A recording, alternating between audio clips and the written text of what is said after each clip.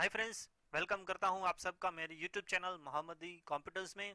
मैं मोहम्मद बारमल आप सबका वेलकम करता हूं आज के वीडियो में, जिसमें हम सीखेंगे माई एसक्यूएल डेटाबेस सर्वर को। अगर हमें विंडोज़ में कोई भी ऑपरेटिंग सिस्टम में विंडोज़ की वो लिस्ट कंसर्न है, वो चाहे वो विंडोज़ 7 है, 32 बिट या 64 बिट, जो डिफरेंट वर्जन में अवेलेबल है। सर्विस पैक 1 है, सर्विस पैक 2 है, अल्टीमेट एडिशन है, कोई भी है, या फिर अभी जो लॉन्च हुई है विंडोज 10, उसके भी किसी वर्जन में अगर आपको MySQL को इंस्टॉल करना है तो आप इंस्टॉल कर सकते हैं। जो भी पेज है आपके स्क्रीन के सामने, मैं MySQL को ऑलरेडी जो डाउनलोडर पेज है मैंने ओपन करके रखा हुआ है, और यहाँ पे आप दो डाउनलोड बटन देख सकते हैं। जो फर्स्ट वन है वो ऑनलाइन इंस्टॉलर, मतलब कि ये छोटी सी एक सेटअप फाइल डाउनलोड करके देगा। बाद में जब उसे आप रन करेंगे तो आपको उस समय इंटरनेट कनेक्शन देना होगा, तभी वो जो कुछ भी है आगे का इंस्टॉल होगा। ये दूसरा है ऑफलाइन इंस्टॉलर। इसमें आपको उस समय आपकी जो कुछ भी स्क्रीन है, सॉरी, उस समय आपको जब सेटअप रन करेंगे इंटरनेट कनेक्शन रिक्वायर्ड नहीं होगा। दूसरी जो ये बात है, विंडोज़ के जो दो वर्जन आते हैं, 32 बिट ऑपरेटिंग सिस्टम और 64 बिट ऑपरेटिंग सिस्टम, दोनों में ये एक ही सेटअप चलेगा। और दूसरी बात एक मैं कहना चाहूँगा कि जब भी आप MySQL इंस्टॉल करेंगे तो आपको साथ में सबसे पहले उसका माइक्रोसॉफ्ट का फ्रेमवर्क है .NET 4 का वर्जन 4 का, वो सबसे पहले आपको डाउनलोड करना होगा और इंस्टॉल करना होगा। तो ये मैंने ऑलरेडी डाउनलोड करके दोनों चीज़ रखी हुई है। तो सबसे पहले हम फ्रेमवर्क को इंस्टॉल कर देंगे क्विकली। जहाँ तक ये प्रोसेस हो रही है, मैंने वीडियोस में ऑलरेडी बता दिया है, फिर भी एक बार अगर आप डायरेक्टली इसी वीडियो में जंप हुए हैं तो मैं बता देता हूँ। MySQL एक ओपन सोर्स डेटाबेस है जिसमें आप अपनी डेटा को ऑनलाइन स्टोर कर सकते हैं। नो डाउट अभी आप एज अ डेवलपर उसे ऑफलाइन भी ऑपरेट कर सकते हैं। MySQL जो सक्सेस हुआ है उसके जो बेस रीज़न है वो है ओपन सोर्स। ओपन सोर्स की मदद से जो दूसरी अगर बात करें हम, डेटाबेसेस आती है, ओरेकल आती है, माइक्रोसॉफ्ट का एसक्यूएल सर्वर आता है, वो ओपन सोर्स नहीं है, फ्रीली अवेलेबल नहीं है। Express edition no doubt available है, लेकिन उसमें क्या होता है, जो हमारा डेटा होता है वो लिमिटेड अगर हो तभी उसे हम मैनेज ठीक से कर पाएंगे। एंटरप्राइज डेटा सपोज है, ह्यूज डेटा है, अगर हमारा जिस जो आज का जो ट्रेंड है बिग डेटा, अगर उसे हमें मैनेज करना है तो हम को जो एक्सप्रेस एडिशन है उसमें हम ठीक से मैनेज नहीं कर पाएंगे। लेकिन MySQL 100% फ्री है, और उसका जो कुछ भी सपोर्टिंग टीम है वो बढ़िया है। No doubt in a free edition में जो अभी आप इंस्टॉल करेंगे उसमें वो पूरा सपोर्ट नहीं दे रही है, लेकिन अगर आप एंटरप्राइज सपोर्ट डिमांड करेंगे तो बट ऑब्वियस है वो एंटरप्राइज सपोर्ट आपको मिल जाएगा। नो डाउट उसके लिए आपको पे करना पड़ेगा। बिगिनर लेवल में उसकी बहुत सारी फोरम साइट्स अवेलेबल है जिसमें मदद से आप अपने जो कुछ भी क्वेरी है उसे सॉल्व कर पाएंगे। प्लेटफॉर्म इंडिपेंडेंट एक तो है, लिनक्स में भी ऑलरेडी मैंने वीडियो अपलोड करके रखा हुआ है, तो आप वो भी देख लीजिए। मैकिंटोश में भी अवेलेबल है, लेकिन मैंने उसमें किया नहीं हुआ है कभी। लिनक्स, और सबसे ज़्यादा लिनक्स में ये इस्तेमाल होता है। डेटाबेस अगर हम बात करें तो क्या है, डेटाबेस एक जगह है जहाँ पे हमारा डेटा हम मैनेज करते हैं। मान लीजिए एक सिंपल का एग्जांपल देता हूँ मैं, हमारी टेलीफोन हैंड डायरेक्टरी जो पहले के समय में हम इस्तेमाल करते थे हमारे सभी कलीग्स फ्रेंड्स के कॉन्टेक्ट इन्फॉर्मेशन उसमें स्टोर करने के लिए, तो जो हमारी फोन टेलीफोन डायरेक्टरी हुई वो हमारी डेटाबेस हुई। लेकिन उसे हम मैनेज ठीक से नहीं कर सकते हैं। मतलब कि अगर हमें कोई भी नया नंबर ऐड करना है, कोई भी नंबर चेंज करना है, तो हम ठीक से उसमें नहीं कर पाएंगे। तो डेटाबेस मैनेजमेंट सिस्टम में ये चीज़ हम ठीक से कर पाएंगे। प्रोसेस कुछ ज़्यादा ले रही है, तो मैं थोड़ी देर के लिए इस वीडियो को मैं पॉज कर देता हूँ। हम वापस आएंगे जब ये इंस्टॉलेशन कंप्लीट हो जाए। वापस आ गया हूँ मैं। ये हमारा इंस्टॉलेशन .NET का कंप्लीट हो गया है। फिनिश कर देता हूँ। अब जो हमारा दूसरा सेटअप हमें रिक्वायर्ड है वो है MySQL का, और सब उसे मैं रन करता हूँ। फिर से हम हमारी जो कुछ भी कॉन्सेप्ट है उसे में हम कंटिन्यू करेंगे। डेटाबेस मैनेजमेंट सिस्टम में हम हमारा डेटा ठीक से मैनेज कर पाएंगे, टैबुलर फॉर्मेट में हम उसे देख पाएंगे। पर्टिकुलर कोई भी एक पार्ट ऑफ द इंफॉर्मेशन हमें सपोज निकालनी है या फिर उसमें हमें चेंज करना है तो हम आसानी से कर पाएंगे। उसे हम स्ट्रक्चर क्वेरी लैंग्वेज कहते हैं। क्वेरी मतलब कि जो कुछ भी हमें उसकी जो कुछ भी सिंटैक्स होती है उसे फॉलो करके हमें माइस्क्यूएल को कहना पड़ेगा कि भाई हमें ये काम करना है, तो वो इमीडिएटली हमारा वो कर देगा। उसके बहुत सारे बेनिफिट्स होते हैं। कोई भी अगर हम एक इन्फॉर्मेशन में अगर चेंज कर रहे हैं तो उसका जो कुछ भी इफेक्ट होगा दूसरे में रिफ्लेक्ट नहीं होगा। एक्सेप्ट कर देते हैं हमारे एग्रीमेंट्स इनको, बट ऑब्वियस है वो तो हम कभी पढ़ते ही नहीं, सिंपली एक बार हम देख लेते हैं कितना ये वो बड़ा सा है। नेक्स्ट करता हूँ। यहाँ पे डेवलपर डिफॉल्ट हमें सिलेक्ट करना है क्योंकि हमारे जो सिस्टम है उसमें हमें server as well as client दोनों चाहिए। सर्वर में हम कुछ वर्क नहीं कर पाएंगे, वाया क्लाइंट एप्लीकेशन हमें वो करना होता है। अगर हम क्लाइंट इंस्टॉल करेंगे तो हमारा जो कुछ भी एक्चुअल डेटा होगा किसी और सिस्टम में होगा और हमें उस सिस्टम्स के साथ कनेक्ट होके उसे इस्तेमाल करना है। सर्वर मतलब कि जहां हमारा एक्चुअल डेटा स्टोर होगा। हम डिफॉल्ट डेवलपर इंस्टॉल इसलिए कर रहे हैं क्योंकि बहुत सारे रीजन है कि यहाँ पे एक तो वर्क बेंच आता है, जीयूआई एप्लीकेशन माइस्क्यूएल को मैनेज करने के लिए वो साथ में इंस्टॉल हो जाते हैं।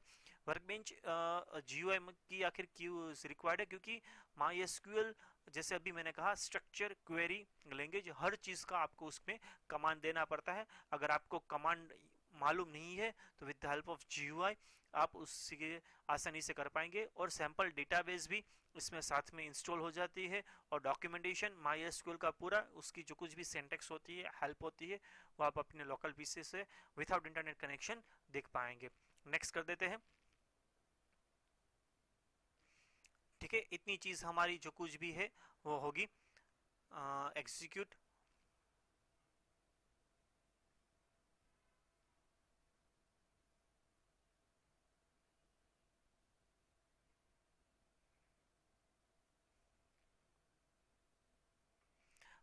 माइस्क्यूएल जो सबसे ज़्यादा इस्तेमाल होता है आज की डेट में पीएचपी के साथ होता है।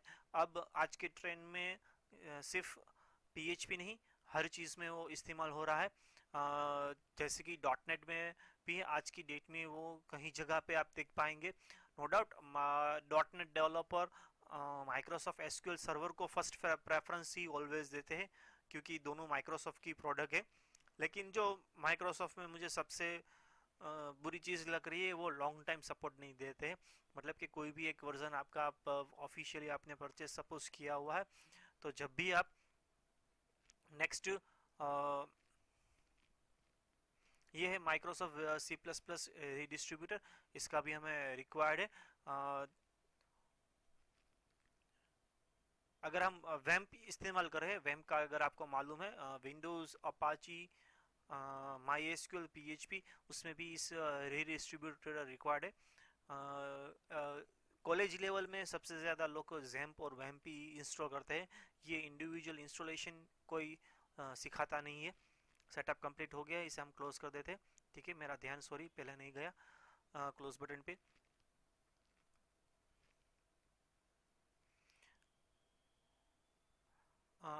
इसमें भी थोड़ी लंबी प्रोसेस हो रही है तो फिर से मैं वीडियो को पॉज कर देता हूँ। ये प्रोसेस खत्म होने के बाद मैं फिर से आपके साथ ज्वाइन हो जाऊंगा। यहाँ पे जो अभी प्रोसेस चल रही है MySQL फॉर एक्सेल में, तो यहाँ पे रिक्वायरमेंट भी देख सकते हैं MySQL tool for office 2010 is not install, तो आपको वो भी इंस्टॉल करना होगा। ये यहाँ पे आप नोट देख सकते हैं there is nothing you need to do, मतलब कि जो कुछ भी रिक्वायरमेंट है वो उसने ऑलरेडी डाउनलोड कर ली है और यहाँ पे मुझे सेटअप ऑलरेडी स्क्रीन पे दिखा दिया, तब इसे भी हम इंस्टॉल कर लेते हैं।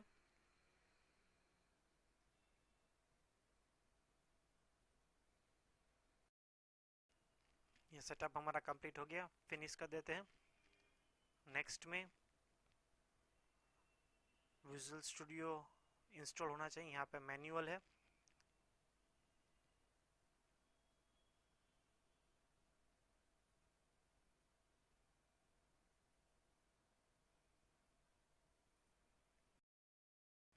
अगर ये कोई चीज़ अगर आपको इंस्टॉल नहीं करनी है तो सिंपली यहाँ पे आपका कैंसिल करके जो हमारा मेन स्टेप है इंस्टॉलेशन उसमें हम जंप कर सकते हैं। ये फिर से वही सेटअप आया, मैं क्लोज कर देता हूँ इसे और इसे मैं अब कैंसिल कर देता हूँ। ठीक है, ऑलरेडी हमारे पास नेक्स्ट बटन अवेलेबल हो ही गया है। ये कंपलसरी नहीं है जो कुछ भी इंस्टॉलेशन था वो, तो हम नेक्स्ट कर देते हैं। अब हमारा जो एक्चुअल जो सर्वर इंस्टॉलेशन है, यहाँ पे आप देख सकते हैं MySQL server ready to install, workbench ready to install. ठीक है, ये हमारा एक्चुअल दो थिंग है जिसकी मदद से हमें जो कुछ भी प्रैक्टिकल है वो हम कर पाएंगे, हमारे MySQL डेटाबेस को हम मैनेज कर पाएंगे। ये अब हमारा एक्चुअल जो कुछ भी सेटअप है वो स्टार्ट हो गया है।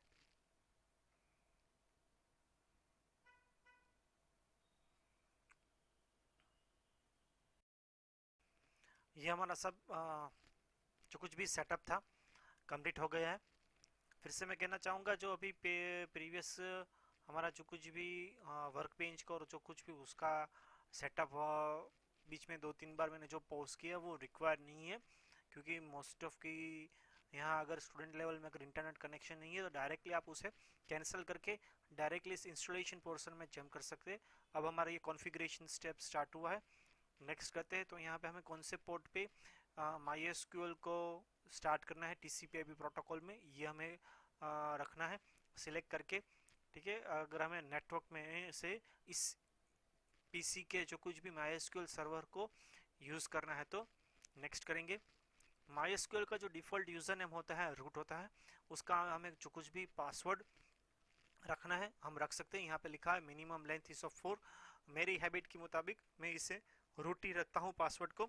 यहाँ पे विक पासवर्ड आया। अगर आपको दूसरा कोई भी एक्स्ट्रा यूज़र बनाना है तो यहाँ पे आप बना पाएंगे। यहाँ पे यूज़र नेम, यूज़र का डिफरेंट रोल्स है, आखिर जो यूज़र बनाना चाहते हैं उसकी जो कुछ भी रिस्पॉन्सिबिलिटी या फिर ग्रांट्स हो गए, राइट्स हो गए, वो क्या हो गए आप वो यहाँ पे सिलेक्ट कर पाएंगे और उसका यहाँ पे आप पासवर्ड लिख सकते हैं। बट ऑब्वियसली हमारे सिंगल PC में तो हम इस्तेमाल कर रहे हैं तो दूसरा अकाउंट बनाने की कोई ज़रूरत नहीं है। तो यूज़र नेम होगा रूट और पासवर्ड भी होगा रूट। यहाँ पे ऑलरेडी लिखा हुआ है enter the password for the root account. Next करता हूँ। MySQL जो सर्विस नेम है वो हम यहाँ पे अगर चेंज करना चाहे तो कर सकते हैं। डिफ़ॉल्ट उसे ऑटो स्टार्ट करना चाहते हैं, मतलब कि जितनी भी बार आपकी विंडोज़ ऑपरेटिंग सिस्टम स्टार्ट होगी उसके साथ ही हमारी जो कुछ भी MySQL सर्विस होगी स्टार्ट हो जाएगी, अलग से हमें करने की उसे ज़रूरत नहीं है। मैं अनचेक कर देता हूँ, अगर आपको ये चेक करके रखना है तो आप कर सकते हैं। नेक्स्ट करता हूँ। ठीक है, यहाँ पे हमें कोई कुछ चेंज करने की ज़रूरत नहीं है। नेक्स्ट। अब अप्लाइंग द सर्वर कॉन्फ़िगरेशन, अब जो कुछ भी हमने प्रीवियस स्क्रीन में ऑप्शंस सिलेक्ट की है उस मुताबिक हमारी जो कॉन्फ़िगरेशन MySQL फाइल होगी उसमें ये चेंज कर देता।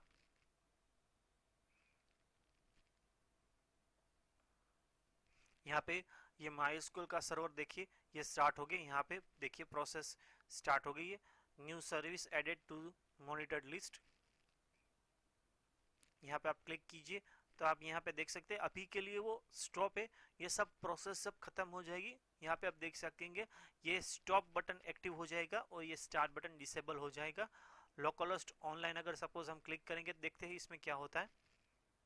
ये हमारा सेटअप कंप्लीट हो गया है। फिनिश पे क्लिक कर देते हैं।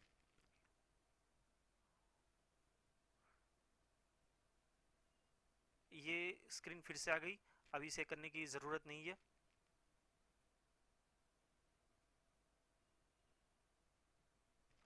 कंफर्म कर लेते हैं हमारा MySQL सर्वर कंप्लीट हो गया या नहीं है।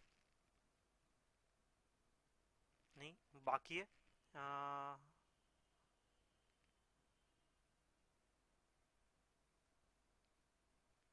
MySQL सर्विस हमारी स्टार्ट हो ही गई है। ठीक है, यहाँ पे आप देख सकते हैं यूटिलिटीज़।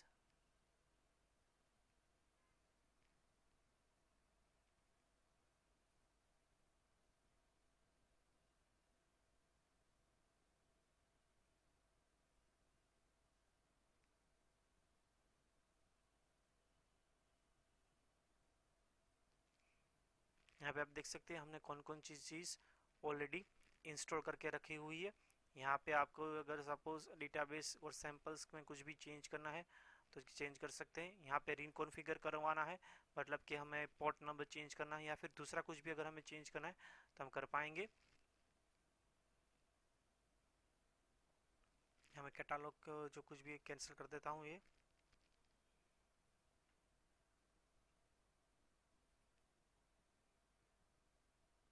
देखिए यहाँ पे जो स्टार्ट है वो डिसेबल हो गया। अब हमें सपोज माई एसक्यूएल को स्टार्ट करना है, तो यहाँ पे माई एसक्यूएल में जाके माई एसक्यूएल सर्वर में जाके यहाँ पे आप देख सकते हैं क्लाइंट, ठीक है, my SQL command line client, उसमें जाएंगे तो यहाँ पे डायरेक्टली आपको पासवर्ड पूछेगा जो हमने सेटअप समय रूट रखा हुआ था। और यहाँ पे जो हमारा प्रॉम्प्ट था वो माई एसक्यूएल में चेंज हो गया है। यहाँ से आप कुछ भी माई एसक्यूएल का सपोज वर्क करना है तो हम कर सकते हैं। तो सबसे जो बेसिक कमांड है यहाँ पे हम रन करते हैं सो डेटाबेसिस। सभी जो डेटाबेसिस है वो आप यहाँ पे देख पाएंगे। तो यहाँ पे सपोज सीस एक ऑलरेडी एक्स्ट्रा डेटाबेस है, तो मैं यहाँ पे लिखता हूँ यूज सीस। यहाँ पे लिखते हैं हम शो टेबल्स। तो यहाँ पे आप देख सकते हैं उसमें बहुत सारे टेबल्स ऑलरेडी हमारे पास अवेलेबल है, लेकिन इसमें हमें कुछ चेंज नहीं करना है।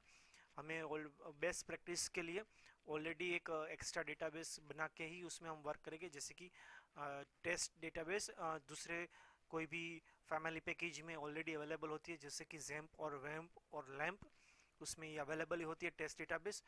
ठीक है, उसमें ही हम बेटर है वर्क करें। यहाँ पे यूज टेस्ट, अगर उसमें शो टेबल्स करेंगे तो बट ओबियस अभी कोई हमने टेबल नहीं बनाया तो उसमें कुछ टेबल हमें दिखा गया नहीं।